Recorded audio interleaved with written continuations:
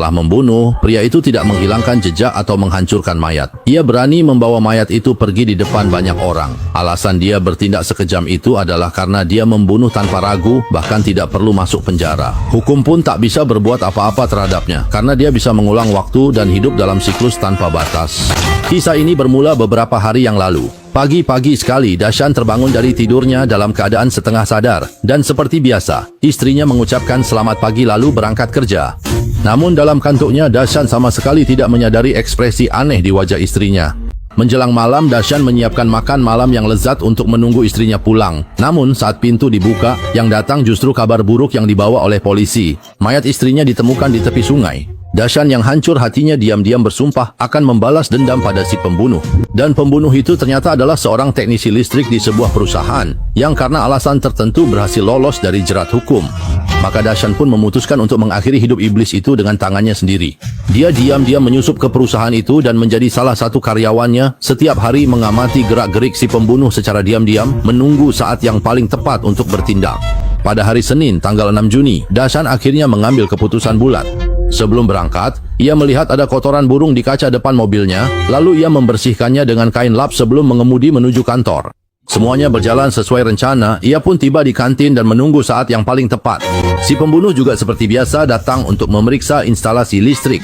Dia tahu setelah memeriksa listrik, si pembunuh akan pergi ke kafe. Jadi Dashan lebih dulu menuju kafe, lalu memasukkan cangkir berisi obat pencahar ke dalam mesin kopi. Setelah semuanya selesai, dia hanya perlu menunggu si pembunuh datang untuk minum kopi.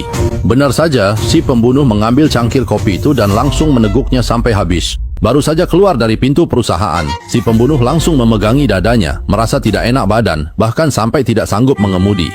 Hingga malam tiba, Dashan menutupi dirinya rapat, bahkan pura-pura peduli dan mendekat memeriksa keadaannya, namun tiba-tiba mengeluarkan pisau menyerang si pembunuh tak terduga. Tak lama, si pembunuh pun berhenti bernapas. Setelah itu, ia membungkus mayatnya, lalu mengemudi ke tepi sungai sepi dan membuang mayat tersebut ke sungai.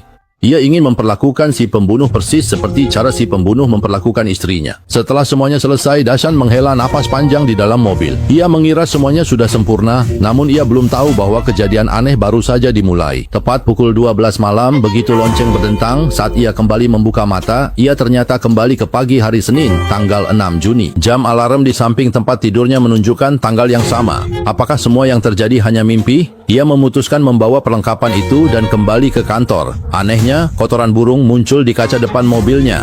Saat tiba di kantin perusahaan, perilaku orang-orang di sekitarnya terasa sangat familiar, seolah-olah ia sudah pernah mengalaminya sebelumnya.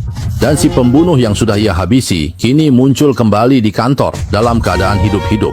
Sebenarnya apa yang sedang terjadi, tapi ia tidak peduli. Rencana balas dendam tetap berjalan, semuanya sesuai rencana semula. Ia tetap datang lebih awal ke kafe, lalu menyembunyikan cangkir berisi obat pencahar ke dalam mesin kopi.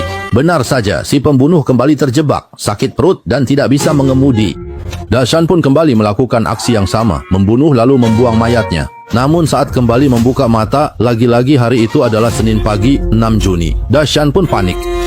Dia dengan tergesa-gesa membereskan perlengkapannya, bersiap untuk kembali ke kantor. Kotoran burung masih ada dan pelaku kembali muncul di kantor. Dashan yang gigih juga kembali melancarkan rencana balas dendamnya. Namun kali ini, pelaku tampaknya menyadari ada yang tidak beres. Ia memberikan kopi itu kepada rekan kerjanya yang sedang beristirahat di samping. Dashan yang sedang mengintai di samping pun dibuat tercengang. Benar saja, rekan kerjanya mengalami sakit perut dan pelaku yang mengamati dari kejauhan pun tertawa. Saat dia kembali ke mobil, Dashan menyerangnya dari belakang dan keduanya bertarung di dalam mobil. Akhirnya pelaku kembali dihabisi oleh Dashan.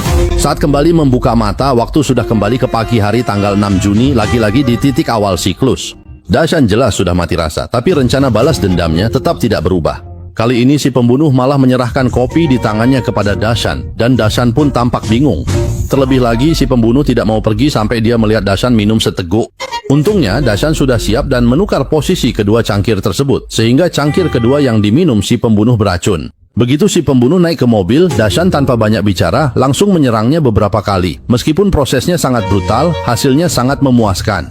Setelah beberapa kali mengalami siklus sebelumnya, Dashan sudah benar-benar mati rasa. Kali ini, si pembunuh justru mendatangi dirinya secara langsung dan terus-menerus mengejar serta memaksa Dashan untuk menjawab.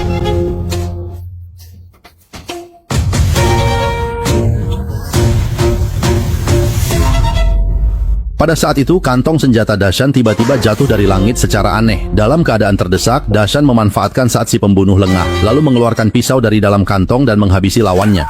Setelah semuanya selesai, Dashan dengan santainya mendorong mayat itu di depan banyak orang, sama sekali tidak menganggap orang-orang di sekitarnya sebagai manusia. Dia tahu, toh semuanya akan terulang kembali. Ketika membuka mata lagi, ternyata ia berada dalam sudut pandang si pembunuh. Si pembunuh juga menyadari bahwa dirinya kembali masuk ke dalam sebuah siklus. Ia hanya bisa tersenyum pahit, tapi juga tak berdaya. Mobil tanpa pengemudi itu melaju menuju kantor, bahkan setirnya pun tak bisa digerakkan. Setelah mobil berhenti secara otomatis, si pembunuh malah tidak turun. Ia tetap menunggu di dalam mobil, ingin melihat apa yang akan terjadi.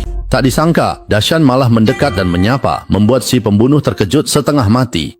Dashan duduk di dalam mobil dan terus terang berkata bahwa dirinya sudah bosan dengan siklus pembunuhan tanpa akhir. Hari ini aku tidak akan membunuhmu. Ayo kita cari tempat yang asyik untuk bersenang-senang. Si pembunuh asli tampak bingung total. Adegan berpindah, keduanya tiba di arena bowling. Keahlian bowling si pembunuh luar biasa, hampir selalu strike, sedangkan Dashan berkali-kali gagal. Si pembunuh yang tak tahan melihatnya bahkan dengan antusias membimbing Dashan. Layaknya seorang guru mengajari murid, sama sekali tak terlihat ada dendam di antara mereka.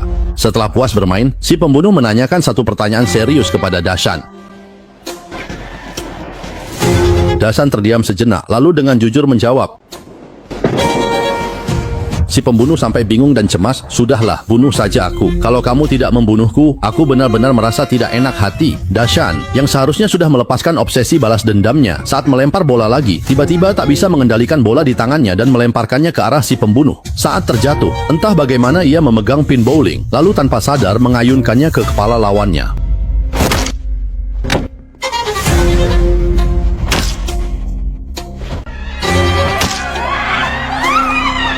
Pembunuhan tak bisa dihentikan hanya karena kita menginginkannya. Setelah semua selesai, Dashan duduk di kursi, tenggelam dalam pikiran, lalu seorang pria berjanggut yang sedang membersihkan menarik perhatiannya.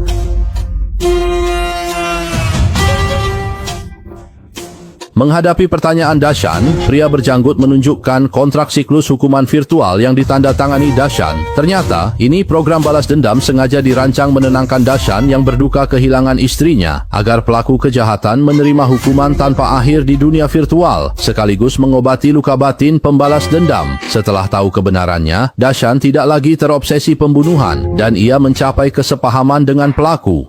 Siang hari kita bermain dengan gembira, malamnya saatnya membunuh.